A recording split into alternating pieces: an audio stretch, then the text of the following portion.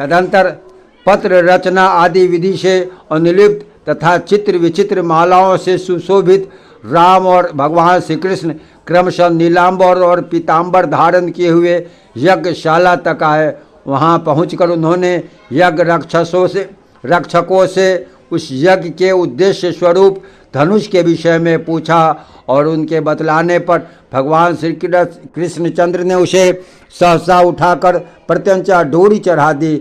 उस पर बलपूर्वक प्रत्यंचा चढ़ाते समय वह धनुष टूट गया। उस समय उसने ऐसा घोर शब्द किया जिससे संपूर्ण मथुरापुरी गूंज उठी। तब धनुष टूट जाने पर उसके रक्षकों ने उन पर आक्रमण किया। उस रक्षक सेना का संहार कर वे दोनों बालक धनुष शाला से बाहर आए। तदंतर अक्रूर जी के आने का समाचार पाकर तथा उस महान धनुष को भग्न हुआ सुनकर कंस ने चाणूर और मुष्टिक से कहा। कंस बोला, यहाँ दोनों गोप बालक आ गए हैं, वे मेरा प्राण हरण करने वाले हैं, अतः तुम दोनों मल्ल युद्ध में से उन्हें मेरे सामने मार डालो। यदि तुम लोग मल्ल युद्ध में उन दोनों का विनाश करके मुझे संतुष्ट कर दोगे तो मैं तुम्हारी समस्त इच्छाएं पूर्ण कर दूंगा। मेरे इस कथन को तुम मिथ्या न समझना।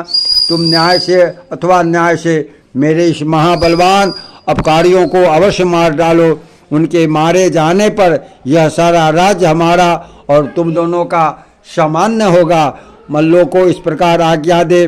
कंस ने अपने महावत को बुलाया और उसे आज्ञा दे कि कुबलय या पीर हाथी को मल्लों की रंगभूमि के द्वार पर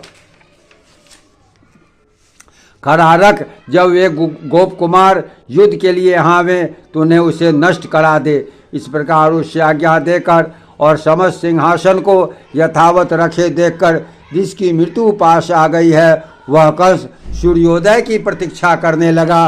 प्रातःकाल होने पर समस्त मंचों पर नागरिक लोग और राज मंचों पर अपने अनुचरों के सहित राजा लोग बैठे।